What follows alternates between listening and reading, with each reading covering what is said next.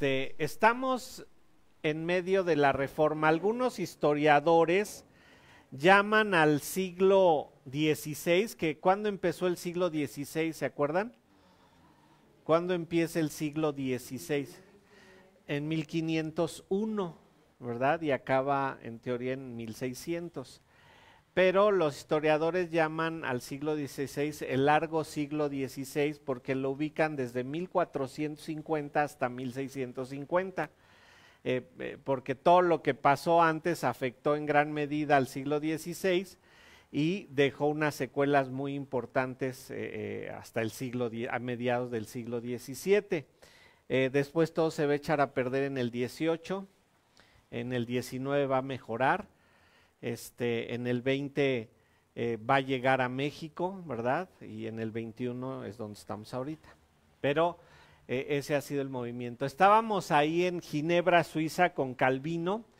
Calvino va a ser pues el que va a catapultar la teología de la Reforma. Acuérdense, Martín Lutero en Alemania emite sus tesis, se enfrenta a la Iglesia Católica. Calvino, siendo también afectado por todos los prerreformadores, desde Francia, él nace en Noyon, y va a estar en Lyon o Lyon, Francia, y se va a mover, ¿verdad?, hacia Suiza, buscando evitar por ahí una guerra, pero se queda en Ginebra. En Ginebra él va a trabajar muy duro, y Teodoro de Beza va a ser su sucesor, ¿sí? Teodoro de Beza en 1565 hizo algo por lo que su nombre ha sido muy conocido desde entonces. Él dividió toda la Biblia en versículos. O sea, así como tienen ahorita la Biblia dividida en capítulos y versículos, antes de Teodoro de Beza no era así, sino era un escrito corrido, ¿sí? Obvio tenía su título, en especial, por decirles, Mateo, Marcos, Lucas, Juan, pero ya que llegabas a Mateo era un escrito corrido, no lo dividía, no estaba dividido ni por capítulos ni por versículos, y él lo hace. Esto se imprime en 1565 y 1604, más o menos el periodo en el que toma la Reina Valera, ¿sí? de 1565 a 1602, que es la impresión. Escribe el magistrado civil para castigar a los herejes. Recuerden que ellos todavía están en el periodo que llamamos reformadores magisteriales, ¿verdad? ¿Qué son los reformadores magisteriales? Ellos todavía tenían un pie con el Estado y un pie con la religión, ¿verdad? Con la iglesia. Y eso, ellos estaban buscando la separación iglesia-estado, pero todavía estaban en ese momento en el que eran condescendientes con ellos. Él decía, la iglesia de Dios es un yunque que ha desgastado muchos martillos, es sucesor de Calvino en la Universidad de Ginebra. Continuó con las enseñanzas de Calvino, mantuvo el orden presbiteriano que Calvino estableció. Este orden presbiteriano, antes de que pensemos en la iglesia presbiteriana, esa va a surgir con John Knox, vamos a decir que ellos están pasando de la iglesia católica romana a establecer unas mejoras en la iglesia, pero tienen un gobierno denominado episcopal.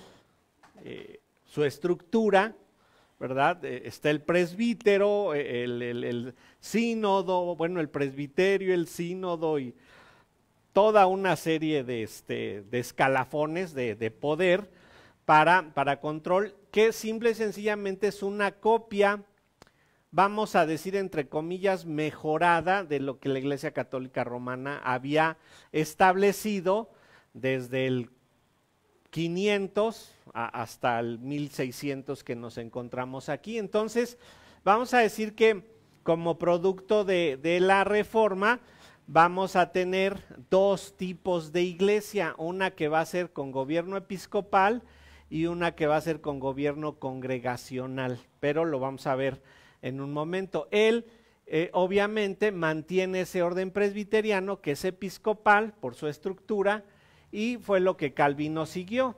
enfatizó la necesidad de la excelencia en el estudio.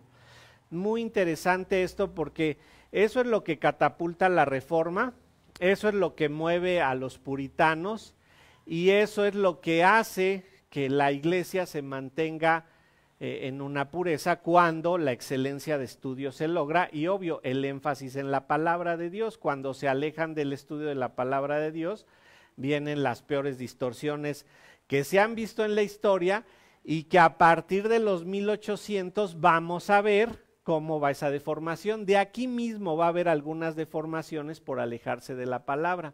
Defendió la reforma de desviaciones considerables. La nueva lógica de Peter Remus iba en contra de su aristotelianismo. ¿Qué era eso del aristotelianismo?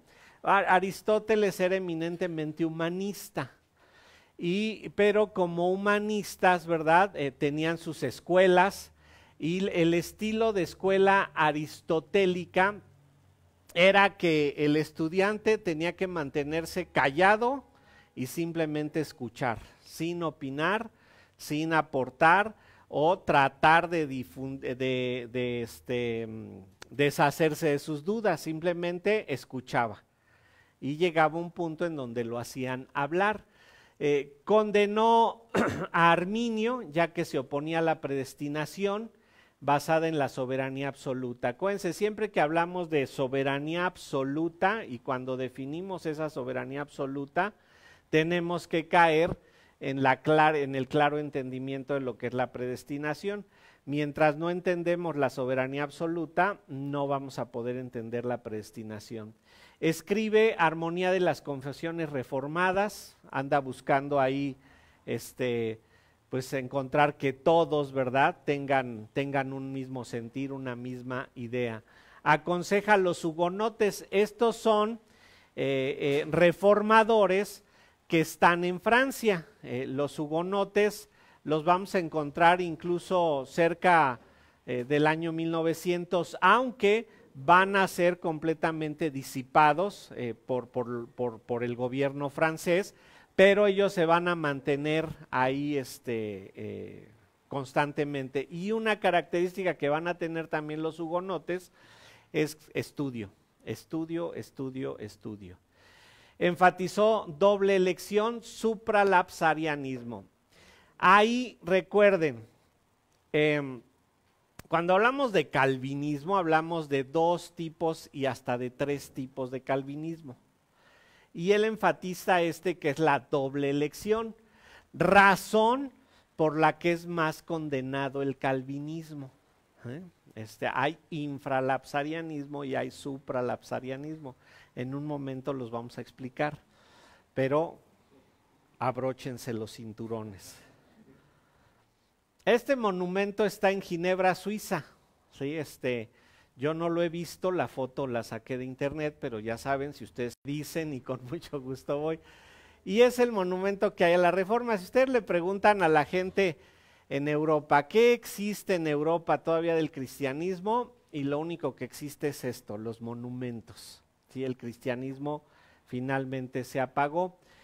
Tenemos la figura de Guillermo Farnell, Juan Calvino, Teodoro de Beza y John Knox en la parte de Ginebra. Más acá afuera, nada más que aquí ya en la foto no sale, les digo que me hace falta ir para tomarla bien, está Lutero y del otro lado tienen a Zwinglio, ¿sí? Que son pues las figuras eminentes en la Reforma. Zwinglio, como recordarán, acá hay mucho lugar, pueden pasar.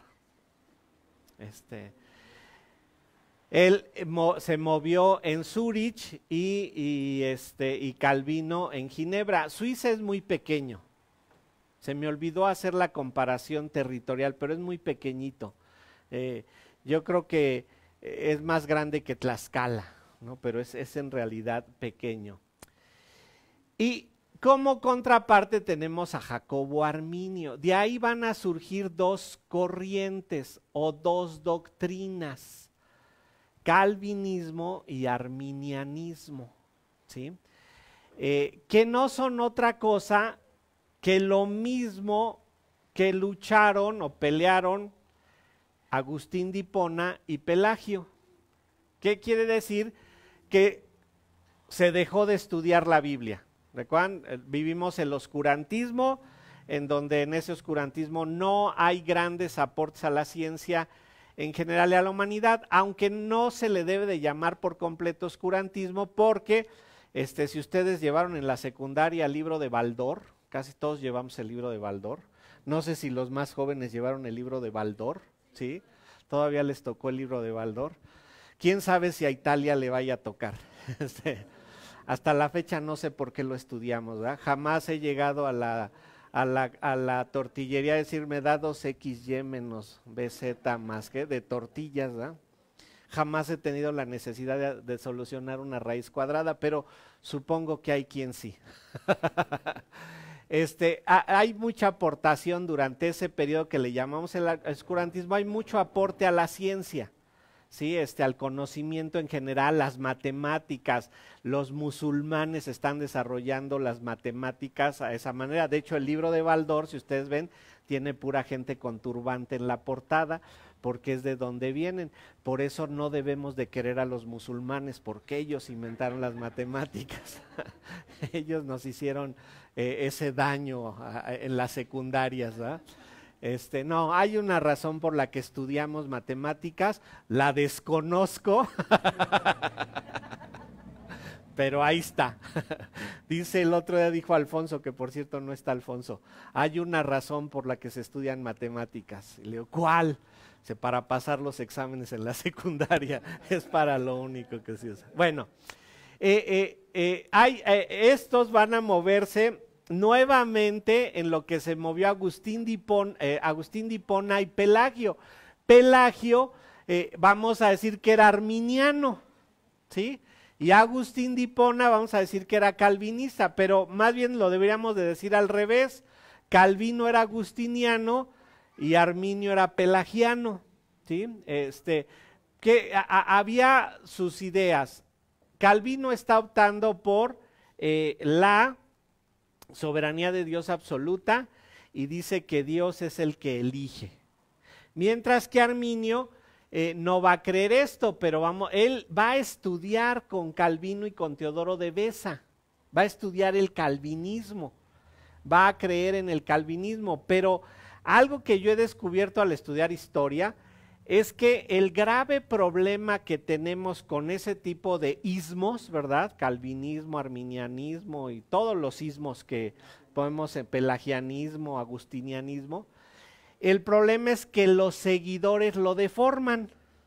Ellos tuvieron la base de decir por qué estoy opinando esto, pero los seguidores le distorsionan aquello que se dijo. Y algo muy parecido va a suceder con ellos, ¿verdad?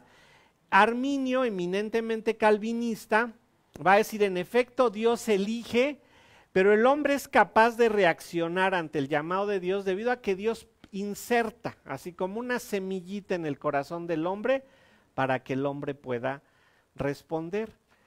Pero dices, finalmente, si Dios no pusiera esa semillita, no podría el hombre responder. Entonces, yo digo que Arminio se mantuvo calvinista y simple y sencillamente agregó ese pequeño detalle, pero sus seguidores, hasta el sínodo de Dort, que es en 1616 al 19, en donde se van a pelear calvinistas con arminianos, van a confrontarse y van a hacer las distorsiones necesarias. Nace el mismo año que Calvino publica sus institutos, la edición definitiva 1559. Ahí nos damos cuenta de la juventud de él y ya la madurez de Calvino. Él era el alemán, mejor conocido por el arminianismo y la antítesis del calvinismo, entrenado calvinísticamente. Él se está moviendo, estudia bajo Teodoro de Beza, se hace famoso en el púlpito de Ámsterdam, geografía, ¿sí? Italia, Suiza, aquí está chiquito, acá arriba es Ámsterdam, Holanda, y por aquí está Wittenberg, más o menos, aquí es Berlín, Hamburgo, por aquí más o menos está Wittenberg, ¿sí? Entonces están moviendo en todo lo que es Europa Central. Acuérdense, acá es Francia, Lyon anda por aquí, que es hacia donde nace Calvino, y a donde él se dirige y va a parar a Suiza para no cambiar. Entonces, todos están trabajando en contra de la Iglesia Católica. Todos están ahí funcionando para decir la Iglesia Católica está mal, pero debo de cambiar esa palabra en contra. Ellos la quieren reformar, por eso son reformadores. Ellos no quieren generar un cristianismo, no quieren generar un protestantismo, no quieren generar una iglesia que compita con la Iglesia Católica, la quieren reformar. Dicen, vamos a hacerla que regrese a sus orígenes, ¿sí? Esa es su idea. Entonces, su lucha no es tanto en contra, sino en una búsqueda total de que la Iglesia Católica se reforme. Él, 1603, es profesor en Leiden. En Leiden hay luteranos, zwinglianos, anabautistas y calvinistas, hay de todo. Muy interesante porque ya en que yo fui a estudiar a Los Ángeles, ahí al seminario, ahí también había de todo, ¿verdad? Y era interesante porque luego surgían los debates porque cada quien conservaba posiciones, pero era muy interesante que siempre yo les decía, bueno, define tu posición, o sea, ¿sabes qué? Estoy en contra de los calvinistas. Y yo decía, bueno, dime qué es el calvinismo. Algunos, no, pues tú debes de saberlo, no, tú explícamelo, ¿no? Y generalmente su explicación era errónea. Entonces yo les puedo decir que yo he aprendido más del calvinismo a causa de los que atacan el calvinismo, ¿sí? ¿Por qué? Porque están errados. O sea, todo lo que dicen del calvinismo lo dicen sin fundamentos, sin bases, y he visto de todo tipo de gente que pudiéramos considerar de mucho conocimiento, y pues, eso no es el calvinismo, y dicen cosas, eso no es el calvinismo, eso no enseña el calvinismo, ¿no? Pero ahí en Leiden había de todo. Sus opiniones fueron causa de muchos debates.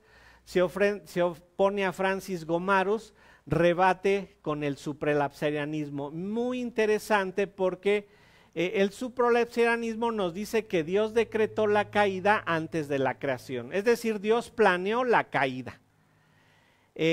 A Dios nada lo toma por sorpresa, ¿sí? Pero Dios no es el que ha producido el pecado, no es el que ha puesto en la mente del hombre el pecado el hombre lo ha ocasionado en su propia mente. Dios, dice Génesis 1:31, creó al mundo, ¿verdad?, bueno en gran manera. La palabra que se usa para decir bueno en el hebreo es top, T-O-B, top. Y para decir en el hebreo que algo es bueno en gran manera, dice top, top, bueno, bueno. De ahí la traducción bueno en gran manera, ¿verdad? Bueno en exageración. Entonces Dios no pudo haber hecho esto, de ahí que el supralapsarianismo es un tipo de calvinismo definido por los contrincantes, pero que no se ajusta al patrón bíblico. Tal les voy a explicar el contrario, el infralapsarianismo. Armenio dice que entonces Dios es creador del mal. Obvio, si Dios creó la caída, pues Dios fue el que creó el mal, ¿verdad? Dios hizo eso. Pasaría lo mismo si habláramos de Satanás. Dios creó al querubín hermoso, pero Dios no creó el mal. Y esto es todo causa de debate. ¿En dónde se originó el mal? Acuérdense que no podemos decir que lo creó Satanás, porque Satanás no es creador de nada, ¿sí? Él no tiene esa característica que tiene Dios de ser creador. Sin embargo, sí podemos decir que el mal tuvo su origen en la mente de Satanás. ¿Y cuál fue en esencia el mal que tuvo origen en la mente de Satanás? ¿Se acuerdan que le dijo a Eva? Antes de eso, le dice, se nos dijo que no podemos comer de todo árbol del huerto, pero del árbol de la ciencia del bien y el mal no podemos comer porque moriremos. ¿Y qué le contestó Satanás? No moriréis. ¿Cuál fue la idea central? Contradecir a Dios. Sí, ese es el mal en esencia, ¿no? Contradecir a Dios, y eso surge en la mente de Satanás, y obvio, Eva le creyó a Satanás, ¿no? Entonces, el mal, aunque les digo que ahí es donde se origina, seguimos en un debate intensísimo desde hace 2000 años por decir cuál es el origen del mal. Y hay muchas descripciones por ahí que nos acercan, pero que no las podemos tomar. Han escuchado esa que dice de Einstein, ¿no? Que se estudia el calor, pero no se estudia el frío, porque el frío es la ausencia del calor. Entonces, por eso dicen no se estudia el mal, porque es la ausencia de Dios, ¿sí? Se oye muy bonito, pero no podemos creer en esa explicación, porque finalmente hay una creación, ¿no? Hay un momento de ese mal. Entonces, luego viene definir cómo es el mal, pero es todo un debate, ¿sí? Podríamos hacer un estudio de muchas horas de estudio para hablar acerca del mal y no llegaríamos a una conclusión, simplemente agrandaríamos nuestra duda. Entonces, es esa parte filosófica que cuesta mucho trabajo definir. Estas fueron sus líneas de debate. El debate ya no fue el centro de la discusión, sino la base sobre la que ésta se apoyaba. Y yo digo que pasa lo mismo en muchos debates. En muchos debates nos alejamos de la cuestión teológica para movernos a la cuestión semántica. ¿Qué quiere decir eso de semántica? La forma en la que se dicen las cosas, ¿sí? O sea, a veces dejamos de ver lo que se está diciendo por la forma en la que se está diciendo. Entonces el debate viene a la forma en la que tú expresas esa opinión y no tanto en la opinión misma. Entonces el debate en México, les digo, todavía no tenemos bases para el debate, porque necesitamos que la iglesia cristiana crezca más y se pueda lograr debatir verdaderamente puntos. En la mayor parte de los debates que uno se mete, caen uno en debates, decimos, semánticos o axiomáticos, que son los axiomas, el valor de las palabras. Y se mueven, es que no digas que es holístico, di que es caleidoscópico. Y no digas caleidoscópico, di que es como las facetas de un diamante. Entonces, dices, pues todo se parece, ¿no? Entonces, a veces, por la forma en la que decimos las cosas, se vuelve el problema. Ellos, Arminio, finalmente va a ser parte de un grupo remonstrante, así le van a llamar, y el nombre de remonstrante viene de remonstrans, que es en neerlandés, holandés, un tipo de holandés. Y ellos es el nombre que le van a dar a su movimiento, el movimiento de oposición. ¿Y a quién se van a oponer? A Calvino. ¿Sí? Estos ya se van a olvidar de la Iglesia Católica, ahora se van a concentrar en Calvino. Como resultado, Armenio dio el preconocimiento de Dios. ¿Han escuchado esa doctrina del preconocimiento de Dios? Dios elige en base al preconocimiento, dicen. Y esa es una herejía muy moderna, pero que desde ahí estaba ya latente. Ellos dicen, Dios te eligió sabiendo que tú ibas a creer. Entonces Dios, ¿verdad? Cuando decidió crear a Mauro, ¿verdad? Corrió su, antes decía yo el cassette, pero ya no hay cassette, ¿verdad? Ya los más jóvenes van a decir, ¿y eso qué es, verdad? Muy bien. Él estudia en el seminario. Corrió tu línea de vida y dijo, mira, él cuando tenga 20 años, ¿cuántos tenías cuando creíste en el Señor, hermano? 22 años va a creer, entonces sí lo elijo. Esa es la elección en base a preconocimiento. Dijo, Rosalía va a creer a los 19. Entonces ahí así lo elijo. Y así se fue con cada uno de nosotros y dijo, entonces sí lo elijo porque va a creer. Pero si creyéramos eso, dense cuenta que en el tiempo que le tardó a Dios correr nuestra línea de vida, que piénsenlo, fue una milimillonésima de milinanosegundo, ¿sí? Dependió de nosotros, porque tuvo que decir, voy a ver si creen. Y entonces no podemos creer que Dios haya hecho esto. Apriétale ya. No podemos creer que Dios haya hecho eso. Entonces la elección en base a preconocimiento no puede ser posible, pero Armenio con eso se defendió, ¿sí? En otros asuntos era completamente calvinista. Esto es muy interesante porque si ustedes ven escritos de Armenio, ustedes dicen, es calvinista. O sea, lo que él declara es calvinista, pero sus seguidores son los que lo deforman. Muere y no logra ver a los remonstrantes y ellos dieron los 5 puntos anti-Calvino. ¿Se acuerdan que vimos los 5 puntos de Calvino, que es el TULIP, ¿verdad? TULIP por su acróstico en inglés: Total Depravity, Unconditional Election, Limited Atonement, Irresistible Calling y Perseverance of the Saints. ¿Qué es depravación total, elección incondicional, expiación limitada, llamamiento irresistible y perseverancia de los santos? Aquí nos costaría trabajo hacer un acróstico, pero ustedes van a oír que le llaman el TULIP y viene de tulipán, ¿no? Y ser una palabra se le llama una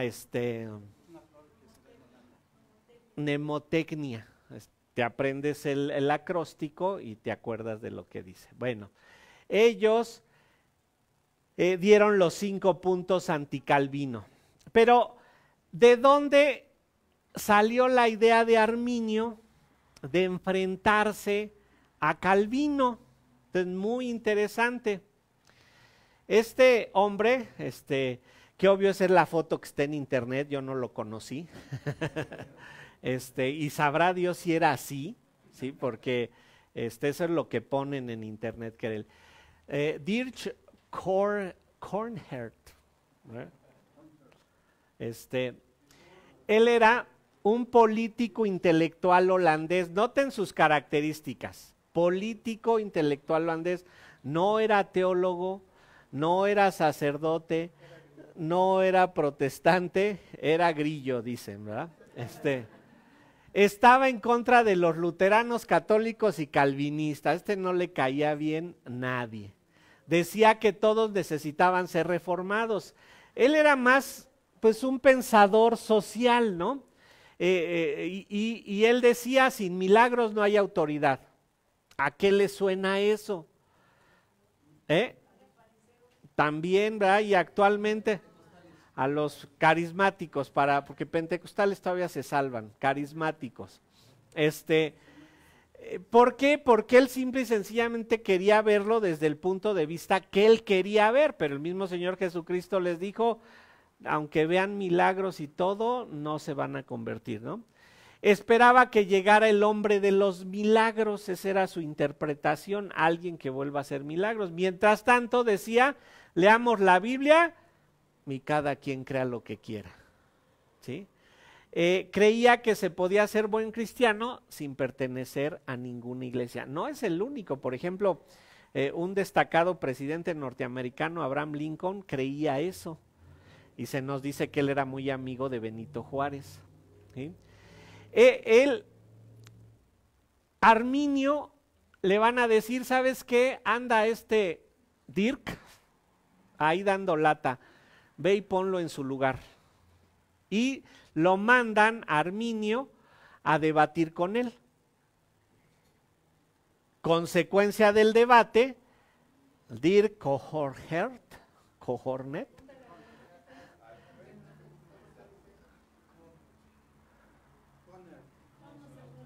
otra vez, Coornhert, ¿está? ¿Ya ven? Gracias. Le dicen, ve a debatir con él, y resultado de ir a debatir con él, en lugar de que Calvino lo convenza a él convence a Calvino, ¿sí? Y entonces, perdón, a Calvino, perdón, borren eso, a Arminio, a Jacobo Arminio, convence a Arminio de que lo que está mal es él, que el hombre tiene la capacidad de hacer algo por sí mismo en beneficio de su propio ser.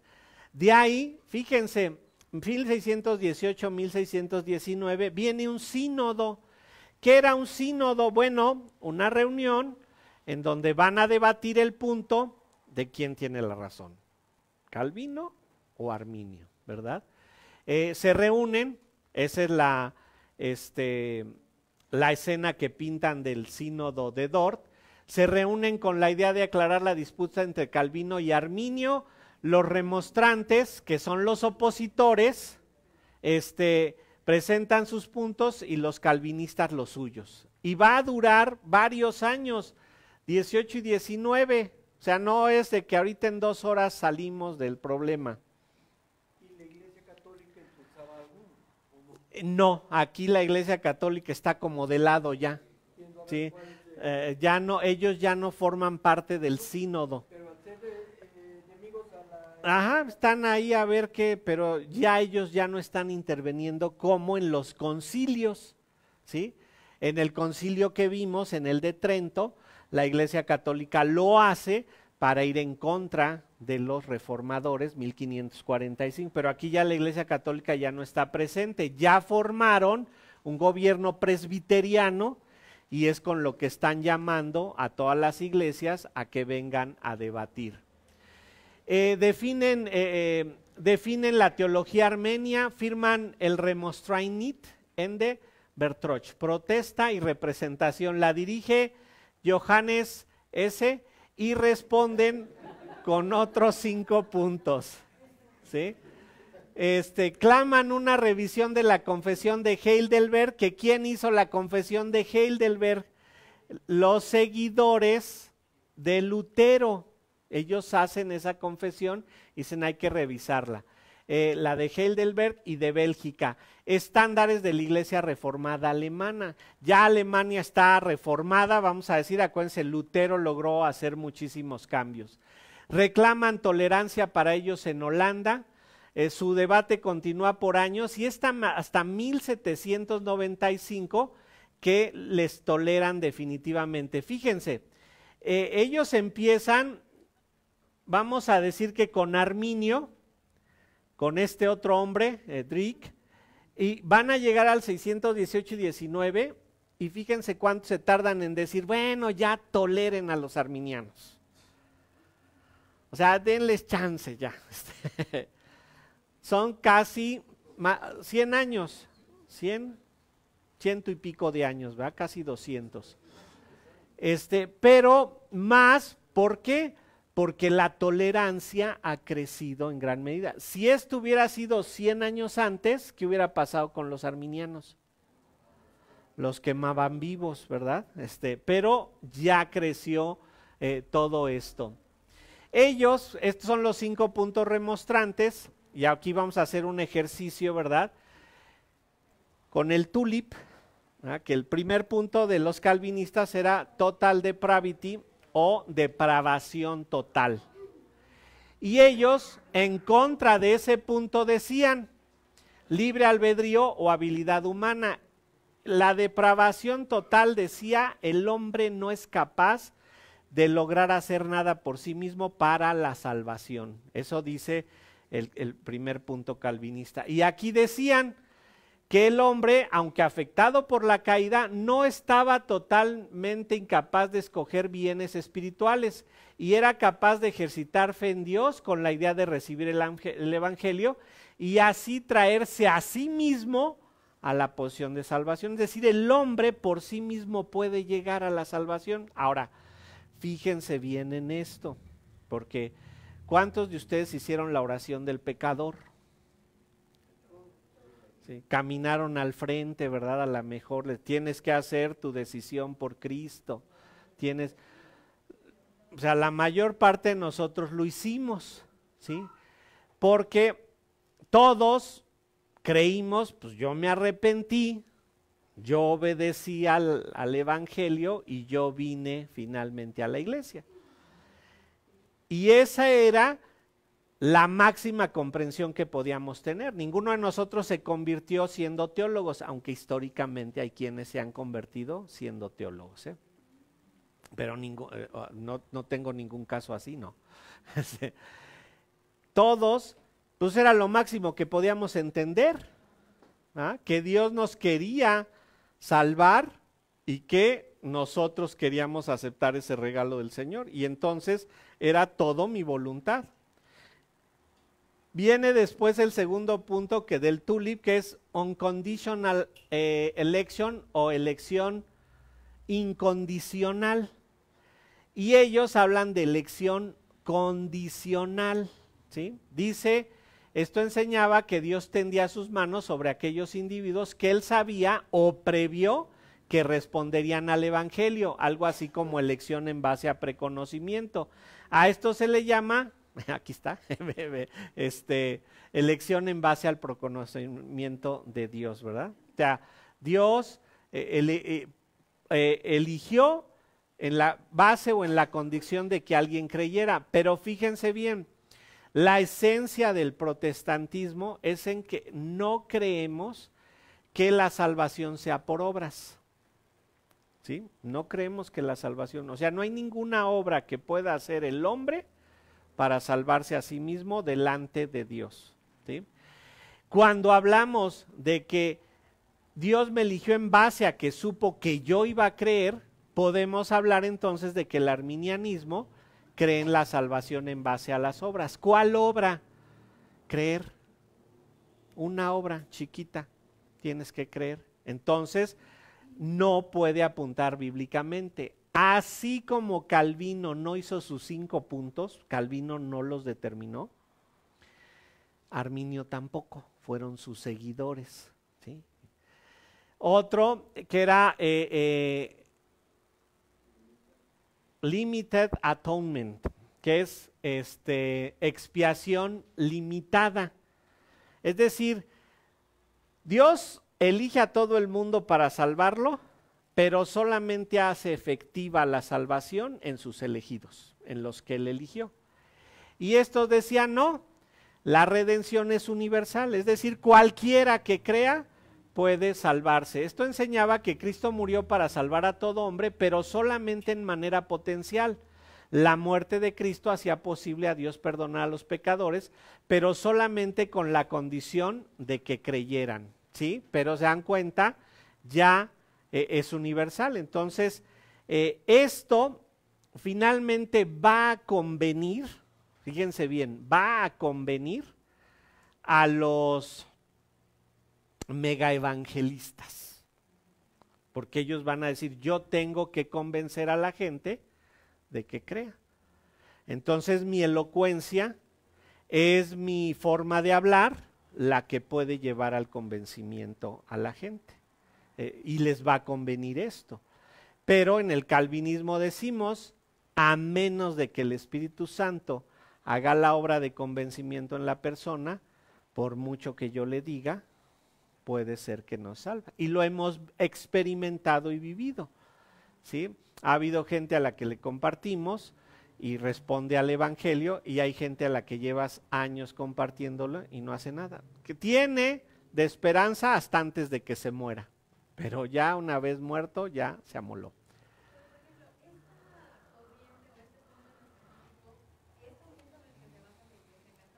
También, muy bien.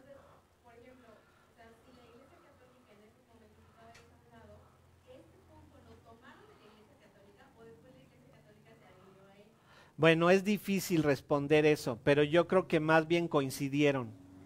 Yo creo que más bien coincidieron porque estos remonstrantes están alejados de la Iglesia Católica, ¿sí? Y así como ustedes y yo cuando llegamos al Señor no sabíamos que nos habíamos convertido, ¿va?, de manera arminiana, la Iglesia Católica no creo que tenga el concepto tampoco. Ellos no se consideran arminianos, ¿sí?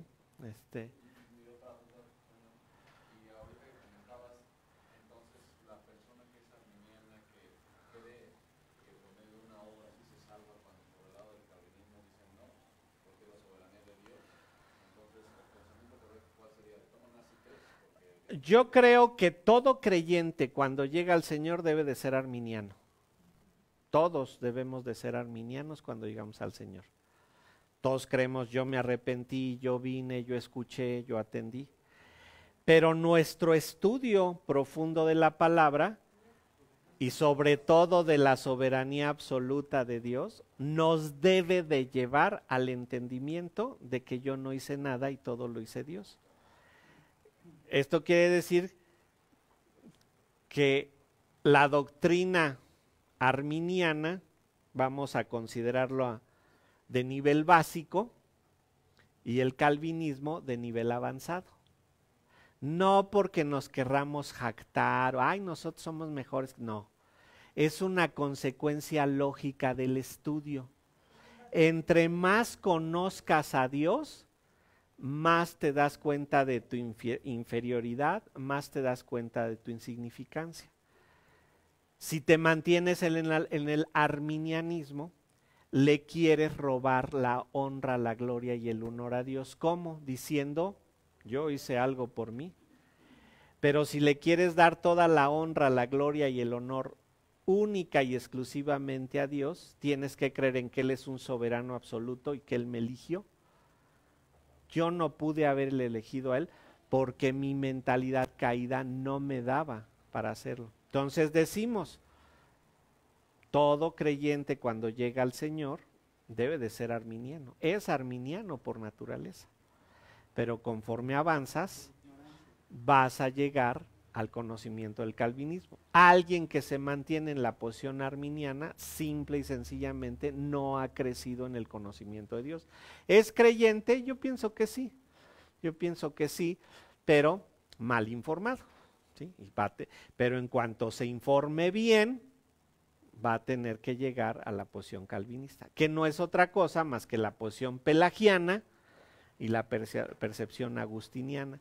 ¿Qué hizo que Agustín llegara al convencimiento de que Dios en su soberanía elegía? ¿Qué fue lo que hizo que Calvino llegara al convencimiento de que Dios elegía soberanamente? El estudio de la soberanía absoluta de Dios. ¿Sí? Entonces eso lo mueve, ¿no? Ya leí el último, no. Seguimos tul y incondis, es que me falta, no, me falta la I.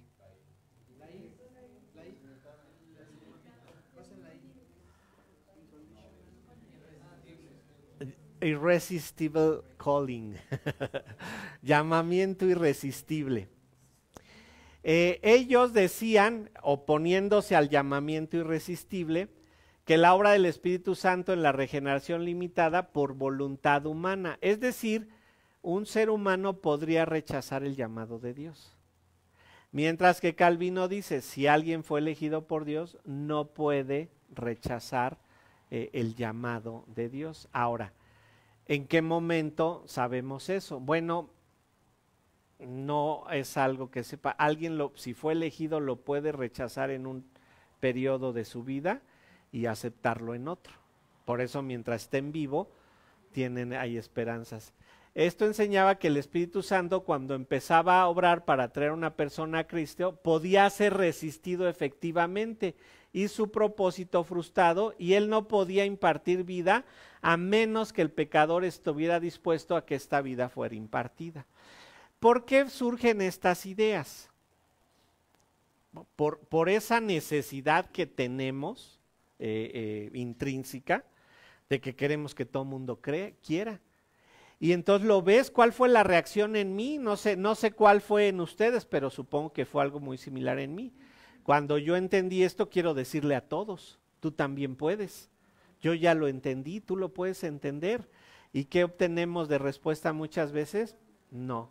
Y entonces, pues lo que nos convence es esto.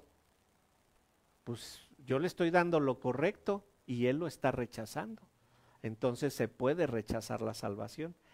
Pero el calvinismo dice, no, una persona puede rechazarlo por un tiempo, pero si fue elegida, va a acabar recibiéndolo. Ahora, ¿cómo sabemos quién fue elegido y quién no? Una de las acusaciones que hay al calvinismo es que no evangelizamos. Pero viene el punto de comparación.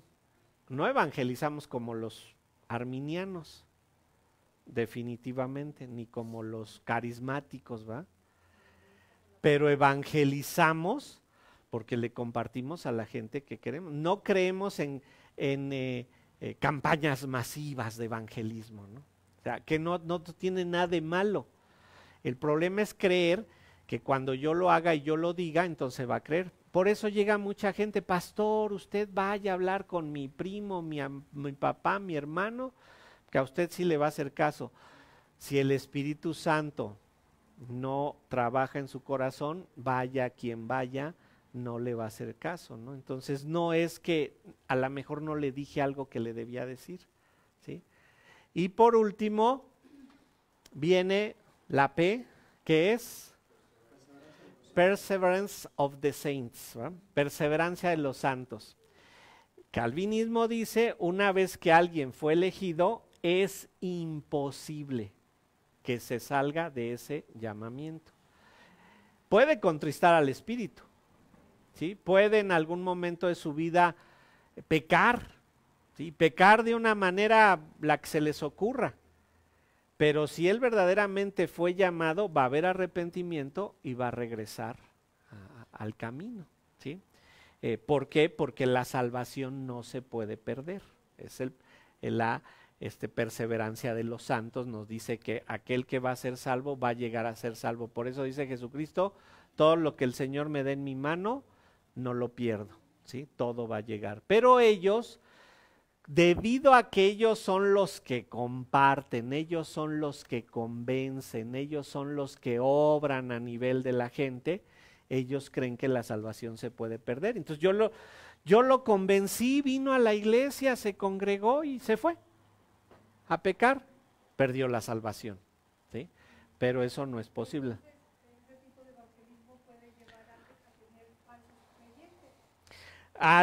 Vamos para allá. Dice: esto enseñaba que un hombro salvo podía perder finalmente la salvación. Esto es, por supuesto, la consecuencia lógica y natural del sistema. ¿Se dan cuenta?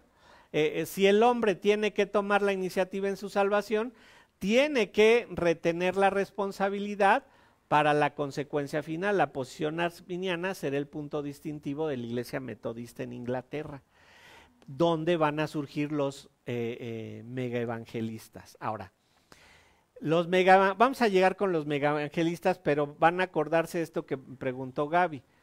¿Qué hizo todo esto con los mega evangelistas hasta nuestros días? Llenó a las iglesias,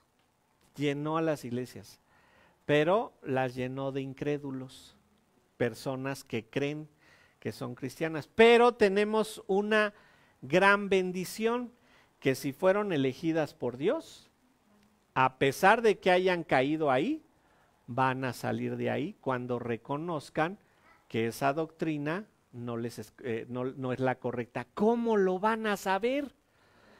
La obra maravillosa del Espíritu Santo es impresionante, ¿sí?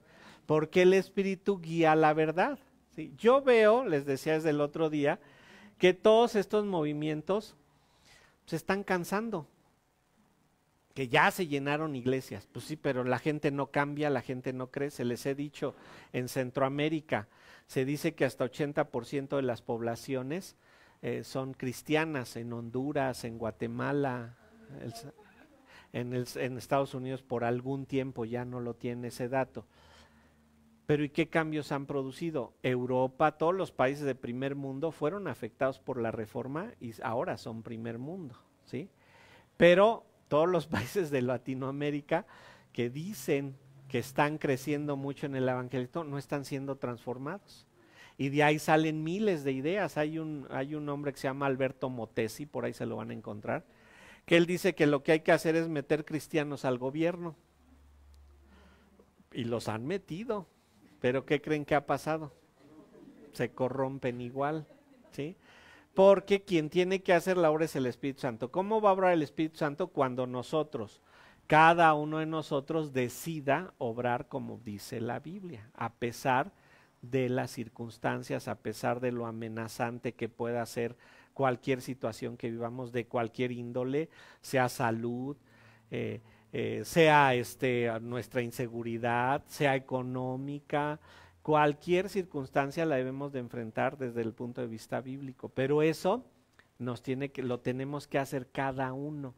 Y cuando nosotros lo hagamos, pues vamos a afectar verdaderamente al país. ¿Dios está esperando eso? No.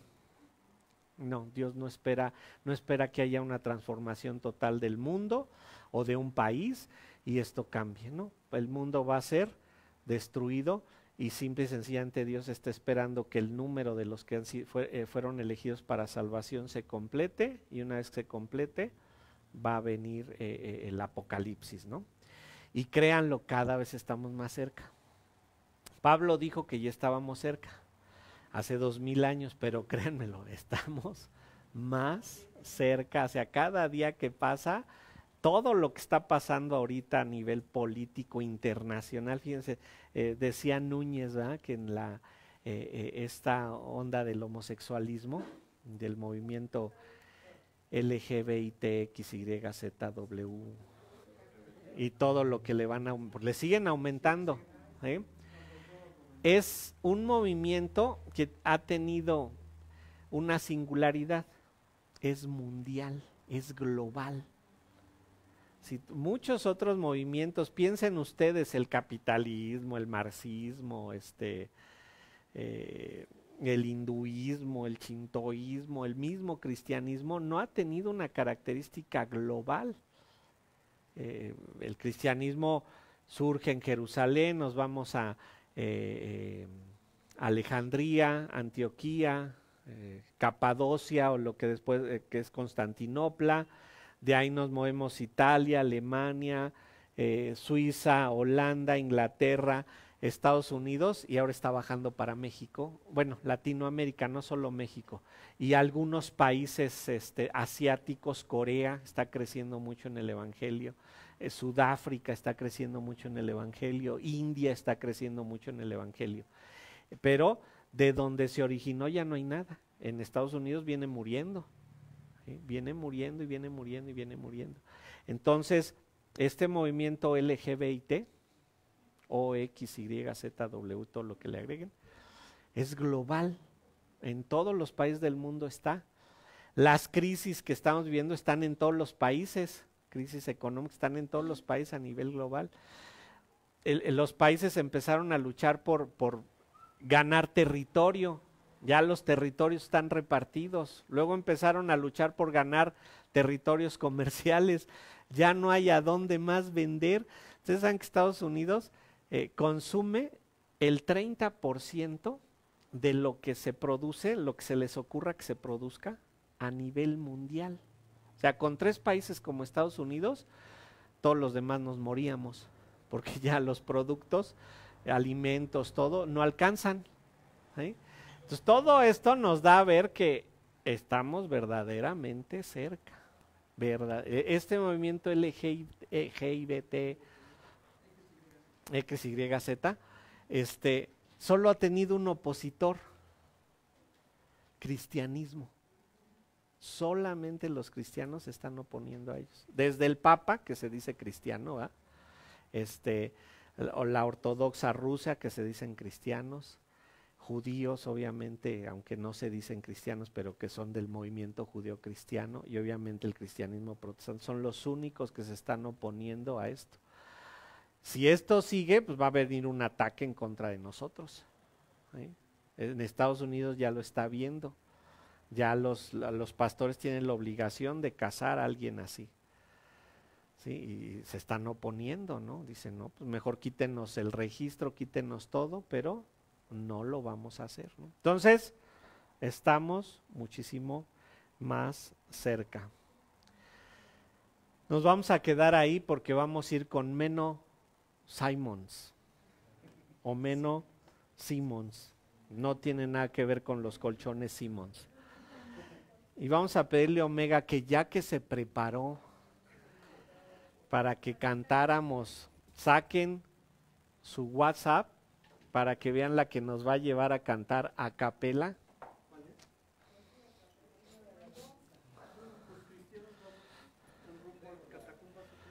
Casi, casi. A menos de que algo cambie. Lo mandó en el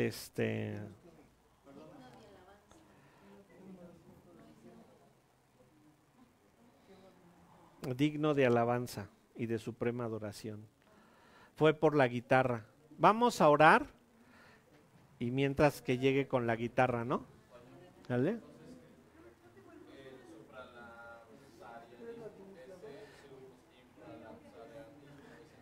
No lo vimos, pero lo vamos a ver.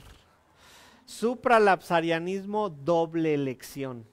Dios elige a los que va a salvar y Dios elige a los que va a condenar. Ese es supralapsarianismo.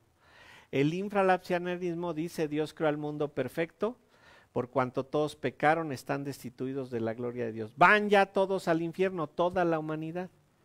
Y entonces Dios decide: voy a salvar a algunos. ¿Sí? Oremos rápido y cantamos. Señor, te damos gracias por todo lo que vemos aquí, y esto nos hace ver que pues nuestra historia se está acabando. Estamos llegando ya al final de los tiempos. No sabemos si nos vaya a tocar verlo, pero estamos más cerca cada día. Te rogamos, Señor, que pues nos ayudas a mantenernos en tu palabra, siendo obedientes a ti, porque eso es lo único que nos puede librar de ese tiempo de apocalipsis. Padre, ayúdanos a llevar tu mensaje a quienes no te conocen. Danos palabras y, Señor, llévanos con aquellos que tú has elegido y que sabes que van a responder a nuestro anuncio, Señor, al Evangelio. Padre, despídenos en tu paz y vamos a entonar un canto para tu gloria. Amén. Vamos a entonar el canto con Omega. Digno de alabanza.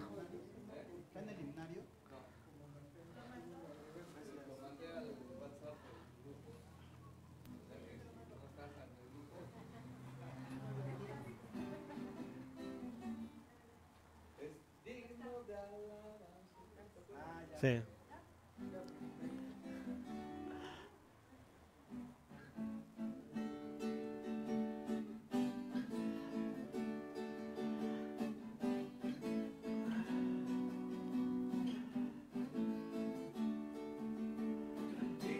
De alabanza y suprema adoración, digno de alabanza y suprema adoración, digno de alabanza, suprema adoración, digno de alabanza y suprema adoración.